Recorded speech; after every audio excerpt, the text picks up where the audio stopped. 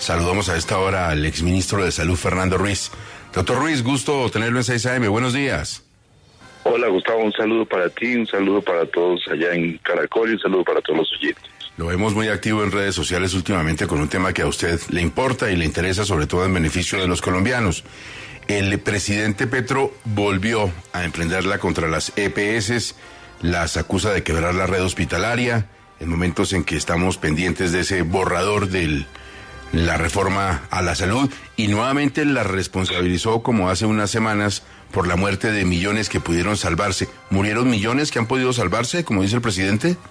No, Gustavo, esto es una parte más de las verdades a medias y falacias que hay detrás de una campaña para buscar ambientar una reforma de salud.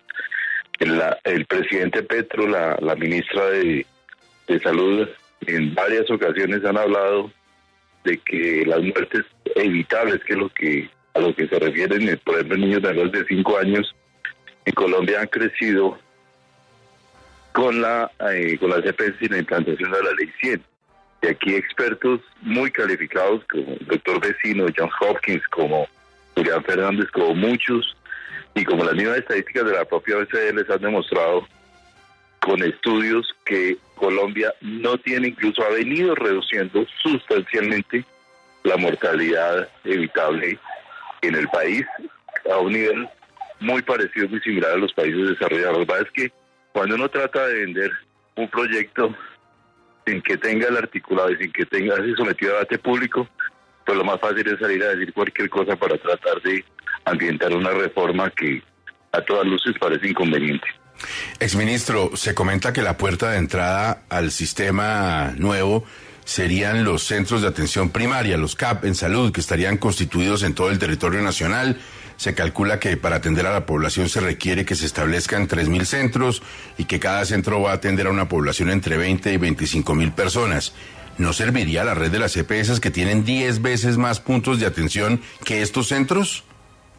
Totalmente, Gustavo. Mira, ¿cuánto tiempo vamos a gastarnos en construir esos centros? ¿Cuánto es el costo? Yo he hecho análisis con personas expertas en construcción de centros para 20.000 personas más o menos cuestan 1.500 millones por cada centro. Y necesitamos 3.000, eso es una inversión de más de 8 billones de pesos. ¿De dónde va a salir la plata? ¿Cómo se va a feriar esa plata a nivel territorial en una construcción de esta naturaleza, una inversión de semejante naturaleza? Y con una inversión en unas redes que ya existen y que están funcionando, ¿de dónde van a salir los médicos para atender esta cantidad de instituciones de primer nivel que están creando en Colombia? No hay esa capacidad, ni esa disponibilidad de médicos, ni de personal de salud. De manera que yo lo que veo aquí es una búsqueda de plantear un modelo que en la práctica va a ser imposible de ejecutar, pero que sí va a poner en riesgo la salud de la población colombiana. ¿Cómo se va a dar ese acceso? Y en un sistema público, ¿cómo se va a lograr que la gente realmente tenga los servicios y los medicamentos que actualmente tiene? Exministro, en todo esto, pues hay como una premisa que parece fundamental en un texto que, salvo el presidente Petro, pues nadie conoce, y la ministra Corcho, por supuesto. Y es que a ella le parece que la intermediación de las EPS es absolutamente innecesaria y que en general lo que ha hecho es defraudar al sistema y generar malos servicios. En su opinión, ¿por qué son necesarias las EPS? Yo creo que son absolutamente imprescindibles precisamente por esa visión tan reduccionista que tienen el gobierno sobre lo que hacen las EPS. Las EPS no solo son intermediarias, es más, cada vez los es menos. El giro directo desde la ADRES a los hospitales y clínicas de Colombia se implementó desde el primer periodo del gobierno Santos, y hoy en día es una forma de pago preponderante, de manera que esta intermediación no es cierta, pero las EPS hacen todo el mantenimiento de la seguridad social en Colombia, el aseguramiento. Te voy a dar un ejemplo: cuando uno paga más o menos por cada colombiano, el Estado destina 1.200.000 pesos al año por persona. Un tratamiento de cáncer en Colombia puede estar costando al año entre 50 y 100 millones de pesos. ¿De dónde sale esa plata? De los dineros que pagamos quienes no usamos para que sean destinados a aquellos que en ese momento tienen la demanda y tienen los problemas de salud. Eso es lo que hace un asegurador y eso es lo que pretenden destruir.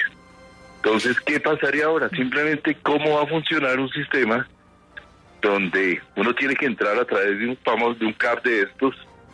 Nadie le haga la garantía de que va a tener un acceso a red porque no hay, por lo menos previsto, esa estructura de garantía de la atención y de los servicios, y no va a haber quien me respalde en la demanda que yo tengo. ¿A quién voy a tutelar?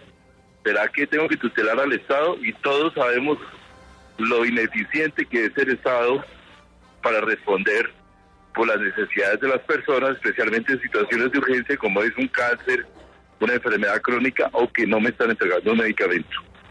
Yo lo que veo es que con el esquema que está planteado vamos a pasar de 90.000 tutelas al año a millones de tutelas. Y ese es el temor que creo que tenemos muchas personas sobre lo que se está planteando.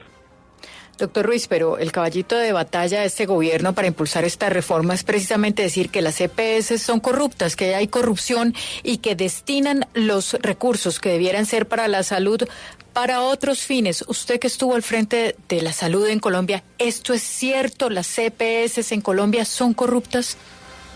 Ha habido casos de corrupción, ha habido casos de malos manejos, pero no necesariamente únicamente a las EPS privadas. Las EPS del sector público, que existieron al principio de la Ley 100, fueron las primeras en quebrarse por problemas de malos manejos. Acaban de cerrar una de las últimas, que es Convida. Entonces, este es un tema que no es exclusivo de las EPS, y adicionalmente en Colombia ha habido casos muy famosos de corrupción en el sector salud de entidades del sector público.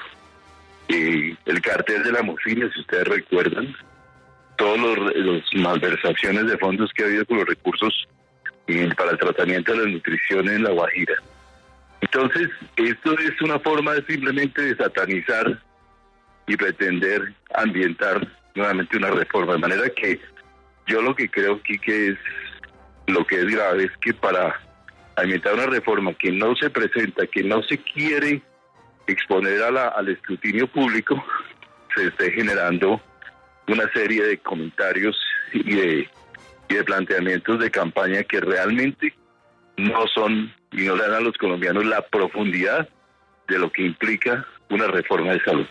Exministro, con lo poco que hemos podido saber, se plantea la posibilidad de que la ordenación del gasto de los recursos esté en cabeza de unos fondos regionales que a su vez tendrán que hacer parte de la famosa administradora de recursos del Sistema General de Seguridad Social, la ADRES, por lo que al final esa ADRES será la que va a tomar las decisiones de ordenación del gasto.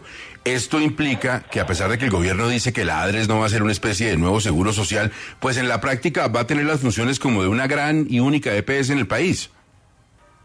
Pues es que lo grave que está ahí, Gustavo, es que la ADRES es un banco. La ADRES no es un asegurador. Y el gobierno no entiende la diferencia entre un banco y un asegurador. En un banco usted mete su plata y a usted le devuelven la plata que usted tiene, la suya. En un asegurador usted mete su plata y le devuelven en servicios. Cuando usted tiene un siniestro, cuando tiene un evento, le devuelven la plata suya, que la plata que costó el siniestro, no la plata que usted invirtió. ¿Esto de dónde viene? De los recursos que hay de otras personas que no tuvieron siniestros. Entonces, aquí hay una situación muy compleja de una o falta de comprensión, una evidente tergiversación de lo que es el aseguramiento para ambientar la reforma.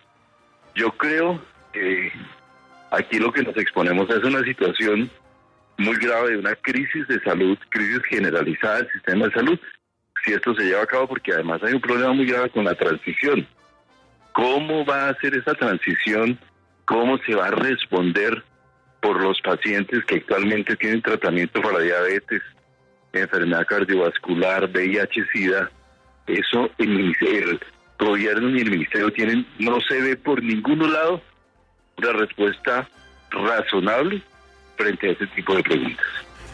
Ayer me comentaba un médico que estaba consultando, yo me decía, mire, viene un nuevo sistema, pero es que en ese nuevo sistema los usuarios siguen siendo colombianos, las entidades siguen siendo manejadas por colombianos y el personal de la salud sigue siendo colombiano. Es decir, que cualquier sistema podría funcionar bien si cambiamos el chip, que a veces no cambiamos. Pero lo que usted plantea, exministro, es que, claro, cuando vengan estos cambios tan drásticos, ¿qué va a pasar con la gente que está inmersa en tratamientos larguísimos, enormes? Porque además las reglas del juego van a cambiar. ¿Y cómo van a responder a ese cambio que tiene unas demoras burocráticas? ¿Cómo van a responder las entidades frente a estas personas que están enfermas y que necesitan atención ya? Gustavo, si desaparece la EPS, ¿cómo va a ser lo que llamamos portabilidad?